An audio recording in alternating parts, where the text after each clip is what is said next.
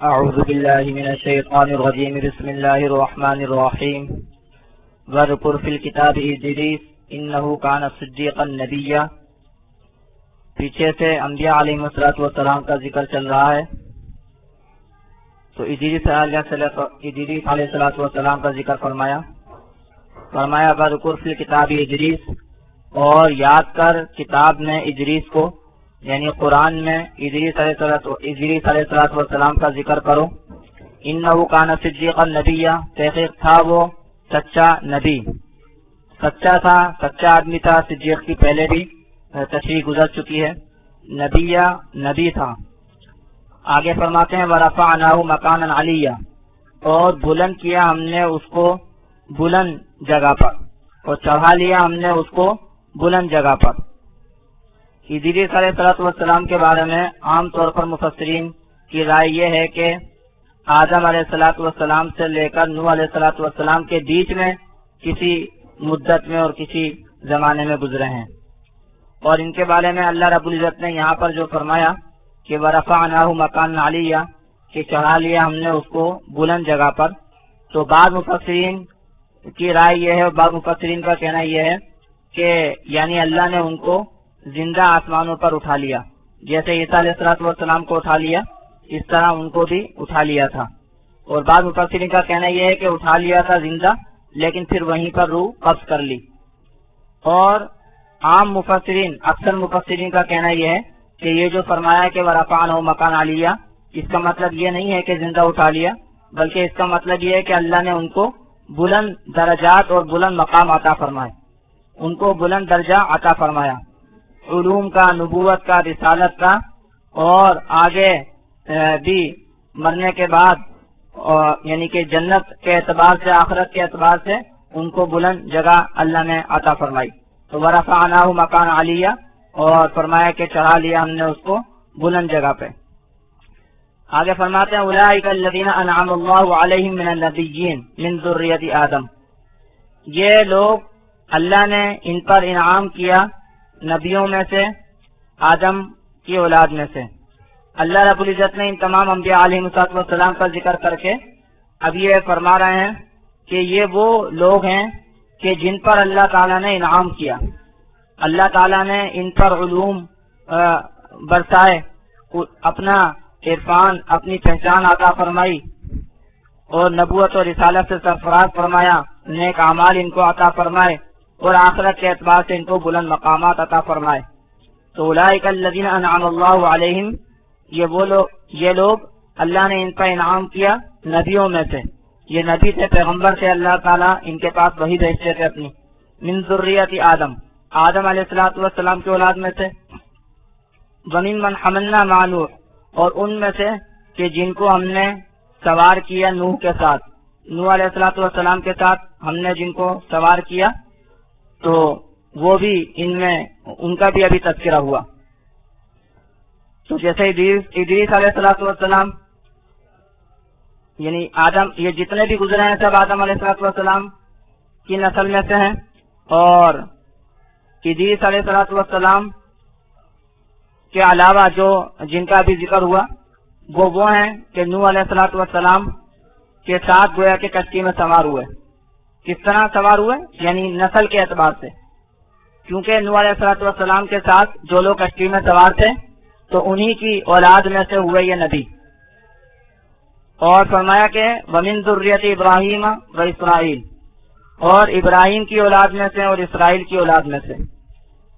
یعنی بہت سے نبی اس میں ایسے گزرے کہ جو ابراہیم علیہ السلام کی اولاد میں سے تھے، جیسے اسحاق علیہ السلام، یعقوب علیہ السلام، اسماعیل علیہ السلام، یہ سب ابراہیم علیہ السلام کی اولاد میں سے تھے. اور اسی طرح اسرائیل کی اولاد میں سے، یعنی کچھ ایسے نبیوں کا ذکر ہوا جو یعقوب علیہ السلام کی اولاد میں سے تھے. اسرائیل جو ہے وہ یعقوب علیہ السلام کا لقب ہے. اسرائیل کے معنی ہے اللہ کا بندہ. جیسے موسیٰ علیہ السلام، زکریا علیہ السلام، یحییٰ علیہ السلام، یہ وہ ہیں جو یعقوب علیہ السلام کی اولاد میں سے ہیں. تو فرمایا کہ من ذریۃ آدم علیہ السلام کی اولاد میں سے، وَمِمَّنْ حَمَلْنَا مَعَ نُوحٍ، اور ان میں سے کہ جن کو سوار کیا ہم نے نوح کے ساتھ، من ذریت ابراہیم و اسرائیل، اور ابراہیم اور اسرائیل کی اولاد میں سے۔ مقصد یہ ہے بتانا کہ یہ وہ انبیاء ہیں جن کے جو بڑے تھے، جن کے جو آبا و اجداد تھے، وہ بھی بہت اچھے لوگ تھے، وہ بھی بلند مقام لوگ تھے، وہ بھی بڑے اولو العزم پیغمبر اور نبی تھے، جیسے آدم علیہ السلام، نوح علیہ السلام، ابراہیم علیہ السلام، اسرائیل یعنی کہ یعقوب علیہ السلام۔ تو یہ نبی ان کی اولادوں میں سے تھے، تو گویا کہ خود بھی اچھے، ان کے آبا و اجداد بھی اچھے، خود بھی نبی اور ان کے آبا و اجداد بھی نبی۔ آگے فرماتے ہیں وَمِمَّنْ هَدَيْنَا وَاجْتَبَيْنَا، اور ان لوگوں میں سے کہ جن کو ہم نے ہدایت کی اور چن لیا۔ یہ وہ لوگ ہیں جن کو اللہ تعالیٰ نے اپنی ہدایت عطا فرمائی، جن کو اللہ تعالیٰ نے ایسی ہدایت عطا فرمائی کہ یہ پھر دوسروں کو ہدایت کرتے تھے، دوسروں کو رہنمائی کرتے تھے۔ وَاجْتَبَيْنَا، اور اللہ فرما رہا ہم نے ان کو چن لیا، یعنی اور دوسرے لوگوں میں سے ہم نے ان کو پسند کر لیا، چن لیا نبوت اور رسالت کے لیے۔ اور فرماتے ہیں یہ کس قسم کے لوگ تھے کہ اذا تتلی علیہم آیات الرحمن خروا سجدا وبکیا، کہ جب پڑھی جاتی ان کے اوپر رحمان کی آیتیں گر پڑتے سجدہ کرتے ہوئے روتے ہوئے۔ باوجود یہ کہ اللہ رب العزت کے بڑے مقرب تھے، اللہ رب العزت کے بڑے محبوب تھے، لیکن اللہ رب العزت کے ڈر کا یہ عالم تھا، اللہ رب العزت کے اتنے مطیع و فرما بردار تھے کہ جب اللہ رب العزت کی آیتیں سنتے تو گر پڑتے سجدہ کرتے ہوئے اور روتے ہوئے۔ یعنی اپنے اپنے وقت میں جب بھی وہ اللہ رب العزت کی آیتیں سنتے، جب ان پر اللہ رب العزت کی آیتیں پڑھی جاتی، جب ان کے پاس وحی آتی تو وہ سجدہ کرتے ہوئے گر پڑتے روتے۔ یہ ان کی حالت تھی کہ اللہ رب العزت سے اتنے ڈرنے والے تھے اور اللہ رب العزت کی اتنی عظمت ان کے دلوں میں تھی، باوجود یہ کہ اللہ رب العزت کے محبوب تھے اور مقرب تھے، لیکن بندگی کا یہ عالم تھا اور اللہ رب العزت کے ڈر کا یہ عالم تھا، تقوی و پرہیزگاری کا یہ عالم تھا۔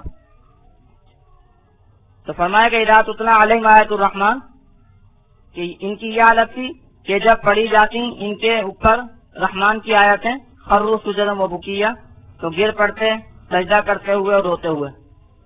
اس آیت میں چونکہ انبیاء علیہ السلام کے سجدے کا ذکر ہے کہ انبیاء علیہ السلام اللہ رب العزت کی آیات سن کر، اللہ رب العزت کی تعلیمات و ہدایات سن کر، اللہ رب العزت کی وحی سن کر سجدہ کرتے ہوئے گر پڑتے سجدہ کرتے ہوئے اور روتے ہوئے، تو اس کی وجہ سے حدیث کے حوالے سے بھی اور علماء بھی یہی لکھتے ہیں کہ اس آیت پر سجدہ کرنا واجب ہے، یعنی یہ آیت جب پڑھی جائے سنی جائے تو سجدہ کرنا چاہیے۔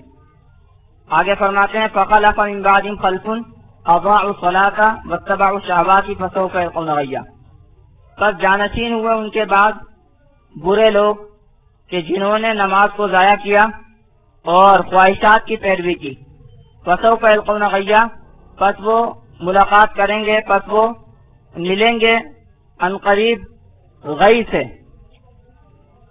یہ جو فرمایا کہ فَخَلَفَ مِن بَعْدِهِمْ خَلْفٌ أَضَاعُوا الصَّلَاةَ، یعنی پھر ان کے بعد ایسے لوگ آئے، یہ تو بڑے اچھے لوگ تھے، لیکن ان کے بعد ایسے لوگ آئے کہ جنہوں نے نمازوں کو ضائع کیا، جنہوں نے اللہ رب العزت کی عبادات کی پرواہ نہیں کی، اللہ رب العزت کی جو بھی عبادت کا طریقہ تھا، نماز کا ان کے ہاں جو بھی طریقہ تھا اس کو ضائع کیا، اس کا خیال نہیں کیا، اور شہوات اور خواہشات کی انہوں نے پیروی کی اور گناہوں کی پیروی کی، گناہوں میں پڑ گئے، تو اس کا نتیجہ کیا ہوگا کہ فَسَوْفَ يَلْقَوْنَ غَيًّا، پس ان قریب وہ ملیں گے غی سے۔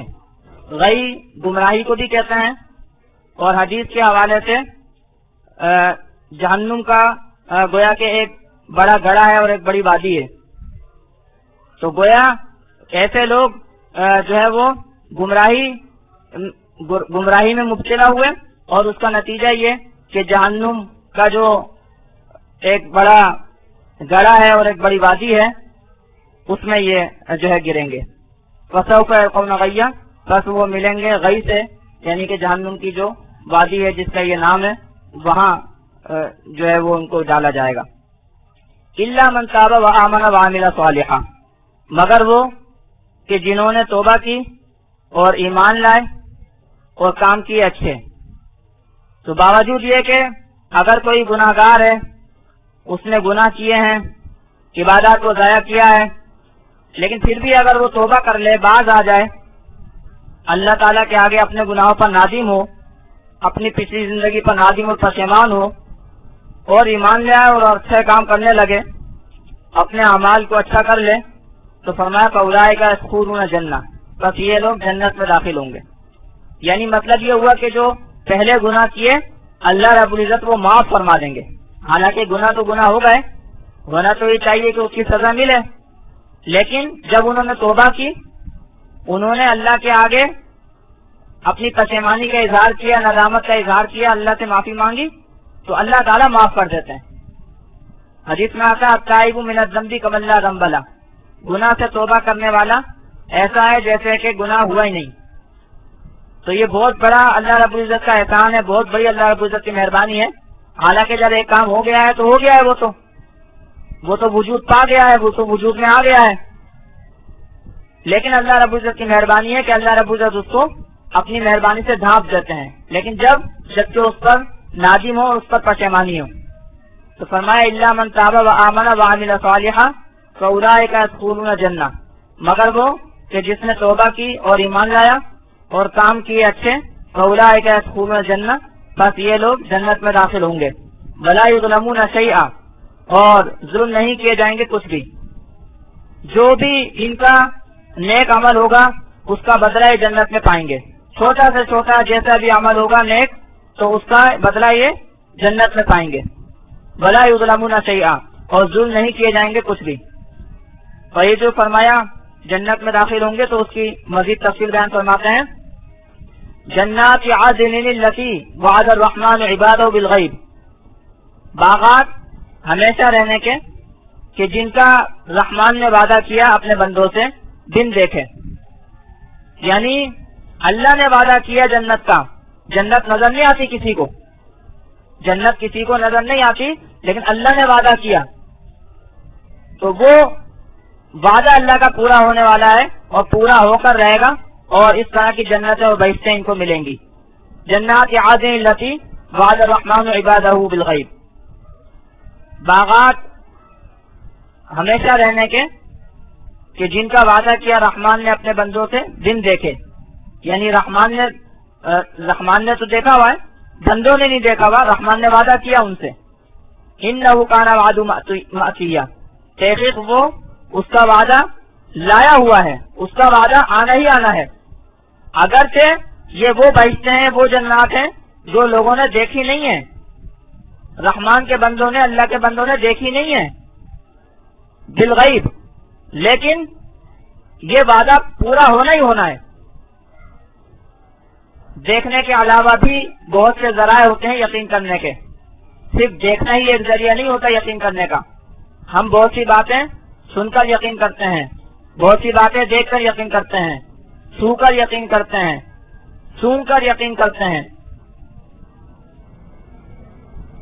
تو یہ وہ باتیں ہیں جن کو ہم سن کر یقین کرتے ہیں، نبیوں کی زبانی ہم سن کر یقین کرتے ہیں۔ تو یہ دیکھا ہوا تو نہیں ہے، لیکن وعدہ سچا ہونا ہے۔ انہ کان وعد مأتیا، تحقیق اس کا وعدہ لایا ہوا ہے، ہونے والا ہے، آنے والا ہے۔ لا يسمعون فيها لغوا الا سلاما، نہیں سنیں گے اس میں بیہودہ مگر سلام۔ وہاں کوئی بیہودہ فضول باتیں، گالم گلوچ، لڑائی جھگڑا، دنگا فساد یہ نہیں ہوگا، سلامتی سلامتی، اچھی اچھی باتیں سنیں گے جس سے سلامتی ہوگی، کوئی تکلیف کوئی پریشانی نہیں ہوگی۔ لا يسمعون فيها لغوا الا سلاما، آپس میں ایک دوسرے کو سلام بھی کریں گے، اور مقصد یہ بھی ہے کہ ایسی باتیں کہیں گے جس سے سلامتی ہوگی، کوئی تکلیف نہیں ہوگی۔ دنیا میں تو ایسی باتیں بھی ہوتی ہیں، کوئی غیبت ہے، کوئی جھوٹ ہے، کوئی چغلخوری ہے، جس سے تکلیف ہوتی ہے، پریشانی ہوتی ہے۔ وہاں ایسی کوئی بات نہیں ہوگی۔ یہاں دنیا میں گالم گلوچ ہوتا ہے، بد کلامی ہوتی ہے، جس سے تکلیف پریشانی ہوتی ہے، وہاں ایسی کوئی بات نہیں۔ لا يسمعون فيها لغوا الا سلاما، نہیں سنیں گے وہاں بیہودہ مگر سلام۔ ہر وہ بات جو سلامتی والی ہوگی اور جو سلامتی دے گی، ٹھنڈک دے گی، سکون دے گی، ایسی باتیں ہوں گی وہاں پر، تکلیف دہ بات کوئی نہیں ہوگی۔ وَلَهُمْ رِزْقُهُمْ فِيهَا بُكْرَةً وَعَشِيًّا، اور ان کے لیے روزی ہے اس میں صبح اور شام، وہاں ان کو روزی ملے گی. اب کیسی روزی ملے گی یہ اللہ بہتر جانے، اور وہاں کی جو نعمتیں اس کا ذکر تو قرآن نے جگہ جگہ کیا ہی ہے. تو صبح اور شام کا مقصد یہ ہے کہ جس طرح یعنی جیسی ضرورت ہے ان کی، کوئی ناغہ نہیں، کوئی پریشانی نہیں، کوئی تکلیف نہیں، کوئی وقفہ نہیں، صبح اور شام ان کو روزی ملتی رہے گی، اور جیسے چاہیں گے جب چاہیں گے ویسے بھی مل جائے گی. تو وَلَهُمْ رِزْقُهُمْ فِيهَا بُكْرَةً وَعَشِيًّا. اب وہاں کے جو صبح شام ہے، یہاں کے جو صبح شام ہے وہ تو سورج کے اعتبار سے ہوتے ہیں. سورج نکلتا ہے تو صبح ہوتی ہے، سورج غروب ہوتا ہے تو شام. وہاں پر تو سورج نہیں ہے، تو وہاں کے صبح شام وہ وہیں کے اعتبار سے، وہیں کی کیفیتوں کے اعتبار سے، وہیں کی کیفیتوں کے اعتبار سے. آج بھی مختلف سیاروں میں، ستاروں میں مختلف قسم کے زمانے ہوتے ہیں، ان کی گردشوں کے اعتبار سے، ان کی کیفیتوں کے اعتبار سے. تو جنت میں بھی جو صبح و شام ہوں گے وہاں کی اپنی کیفیت کے اعتبار سے. وَلَهُمْ رِزْقُهُمْ فِيهَا بُكْرَةً وَعَشِيًّا. اور ان کے لیے روزی ہے اس میں صبح و شام. تِلْكَ الْجَنَّةُ الَّتِي نُورِثُ مِنْ عِبَادِنَا مَنْ كَانَ تَقِيًّا. یہ ہے وہ جنت جو ہم وارث کرتے ہیں، وارث بناتے ہیں جس کا اپنے بندوں کو جو کوئی ہے پرہیزگار. یہ جنت اللہ فرماتے ہیں کہ ہم وارث کرتے ہیں اپنے بندوں کو، اپنے بندوں کو وارث کرتے ہیں جو اللہ تعالیٰ کی بندگی کرتے ہیں. قرآن میں آتا ہے وَمَا خَلَقْتُ الْجِنَّ وَالْإِنسَ إِلَّا لِيَعْبُدُونَ. میں نے انسان و جنات کو نہیں پیدا کیا مگر اس مقصد کے لیے کہ وہ میری عبادت کریں، میری بندگی کریں. تو جو اللہ کے بندے ہیں، اللہ کی مانتے ہیں، اللہ کو مانتے ہیں، اللہ فرماتے ہیں یہ جنت ہم ان کو دیں گے. اور وراثت کا لفظ اس لیے استعمال کیا کیونکہ سب چیزیں اللہ کی ہیں، تو اللہ ان کو دے رہے ہیں، اور اللہ ان کو دے رہے ہیں. اور علماء نے لکھا ہے کہ میراث جو ہوتی ہے یہ ملکیت کے اعتبار سے بہت پکی ہوتی ہے، اس میں ٹوٹنے کا امکان نہیں ہوتا، اس میں کوئی فسخ ہونے کا، کوئی واپس ہونے کا امکان نہیں ہوتا، یہ کسی کے عوض میں نہیں آئی بھی ہوتی، تو بڑی پکی ملکیت ہوتی ہے. تو گویا کہ اللہ فرما رہا ہم جنت ان کو دیں گے ایسی بالکل پکی ان کی، کوئی ان سے لے نہیں سکتا، واپس نہیں کر سکتا، چھین نہیں سکتا. تلک الجنۃ التی نورث من عبادنا من کان تقیا. لیکن وہ جو اللہ کے بندے ہوں، جو متقی پرہیزگار ہوں. تلک الجنۃ التی، یہ جنت ہے وہ کہ جو ہم وارث کرتے ہیں اپنے بندوں کو، من کان تقیا، جو پرہیزگار ہیں. آگے فرماتے ہیں کہ فرشتے جو ہیں وہ اللہ رب العزت کے حکم سے اترتے ہیں. اس آیت کے پس منظر میں اور شان نزول میں مفسرین نے لکھا ہے، حدیث میں آتا ہے کہ حضور صلی اللہ علیہ وسلم کے پاس حضرت جبرائیل علیہ السلام کئی روز نہیں آئے، تو کفار نے یہ کہنا شروع کیا کہ اس کو اس کے خدا نے چھوڑ دیا، اور بھی مختلف طرح کی باتیں بنائیں. اور بعض حدیثوں میں یوں آتا ہے کہ حضور صلی اللہ علیہ وسلم چاہتے تھے حضرت جبرائیل علیہ السلام زیادہ آئیں، تو جواب یہ دیا گیا اللہ رب العزت کی طرف سے.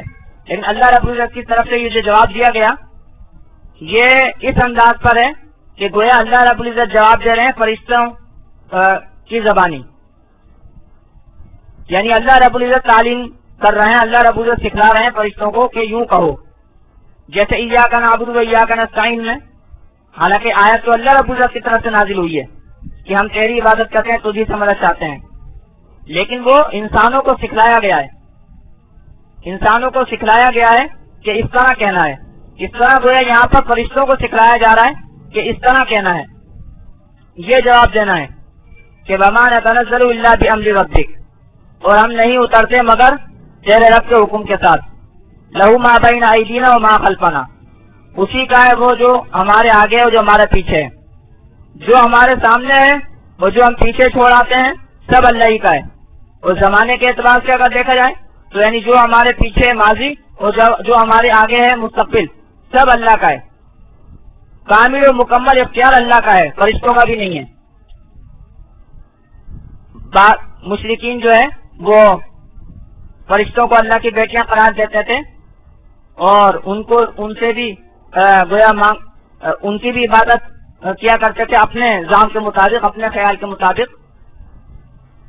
تو کوئی بھی مکمل مختار نہیں ہے، نہ کوئی انسان، نہ کوئی جن، نہ کوئی فرشتہ، نہ کوئی نبی، سب اللہ کے محتاج ہیں. اور نبی کو بھی یہ اختیار حاصل نہیں ہے کہ نبی جب چاہے فرشتے کو بلا لے. فرشتہ نبی کا تابع، نبی کا پابند نہیں ہے، فرشتہ اللہ کا پابند ہے. تو فرمایا کہ وَمَا نَتَنَزَّلُ إِلَّا بِأَمْرِ رَبِّكَ، اور ہم نہیں اترتے مگر تیرے رب کے حکم کے ساتھ. لَهُ مَا بَيْنَ أَيْدِينَا وَمَا خَلْفَنَا وَمَا بَيْنَ ذَلِكَ، اسی کا ہے جو کچھ ہے ہمارے آگے، جو کچھ ہے ہمارے پیچھے، اور جو ان کے درمیان ہے. وَمَا كَانَ رَبُّكَ نَسِيًّا، اور نہیں ہے تیرا رب بھولنے والا. ہاں، تیرا رب بھولنے والا نہیں ہے کہ تجھ کو بھول گیا ہو، یا تیرے معاملات کو بھول گیا ہو، یا ایمان والوں کو بھول گیا ہو. وہ تو اللہ رب العزت کی حکمت و مصلحت ہے کہ جب اللہ رب العزت مناسب سمجھتے ہیں ہمیں اتارتے ہیں. وما کان ربک نسیا، اور نہیں ہے تیرا رب بھولنے والا. رب السماوات والارض وما بینہما، یہ رب کون ہے؟ آسمان و زمین کا رب، آسمان و زمین کا پروردگار. وما بینہما، جو ان کے درمیان میں ہے، آسمان و زمین جو ان کے درمیان میں، سب کا پروردگار، سب کا مالک. فاعبدہ، بس اسی کی عبادت کرو. واصطبر لعبادتی، اور صبر کر اس کی عبادت کے ساتھ، اور جم جا اس کی عبادت کے ساتھ. رب یعنی کسی کی بھی عبادت نہیں سوائے اس رب السماوات والارض کے. رب السماوات والارض، پروردگار آسمان و زمین کا، مالک آسمان و زمین کا. وما بینہما، جو ان کے درمیان میں ہے. فاعبدہ، بس اس کی عبادت کر. واصطبر لعبادتی، اور صبر کر اس کی عبادت کے ساتھ. یعنی بہت سے لوگ ادھر ادھر کرتے ہیں، ادھر ادھر بہکاتے ہیں، لیکن اس کی عبادت پر جم جا. واصطبر لعبادتی، اور صبر کر اس کی عبادت کے ساتھ. یہ حضور صلی اللہ علیہ وسلم یعنی قرآن کے ہر پڑھنے اور سننے والے کو مخاطب کیا جا رہا ہے، یا حضور صلی اللہ علیہ وسلم کو مخاطب کر کے امت کو سمجھایا جا رہا ہے، بتایا جا رہا ہے. واصطبر لعبادتی، اور جم جا اور صبر کر اس کی عبادت کے اوپر. هل تعلم له سمیا، کیا تو جانتا ہے اس کے جیسا ہم نام؟ کیا تو اس کا ہم نام جانتا ہے؟ کیا تو جانتا ہے کہ جیسے اس کے نام ہے ایسا کوئی جانتا ہے؟ اللہ رب العزت کے نام اللہ رب العزت کی صفات کے مطابق ہیں. اللہ رب العزت کے نام اللہ رب العزت کی صفات کے اعتبار سے ہیں. تو مقصد ہے کہ کیا تم اللہ رب العزت کی صفات کے علاوہ اللہ رب العزت کی صفات جیسی کسی صفت والے کو جانتے ہو؟ کیا کوئی ہے جس میں اللہ رب العزت جیسی صفت ہو؟ تو کوئی بھی نہیں ہے جس میں اللہ رب العزت جیسی صفت ہو.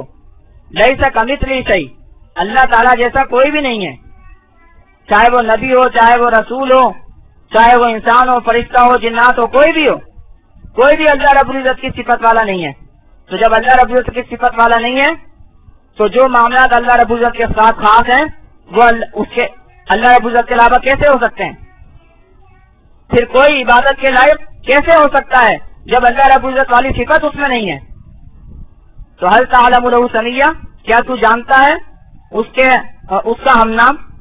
تو اللہ رب العزت ہمیں اپنی عبادت پر جمنے کی توفیق عطا فرمائے، اور ہمیں بھی جو ہے وہ جنت کا وارث جو ہے بنا دے.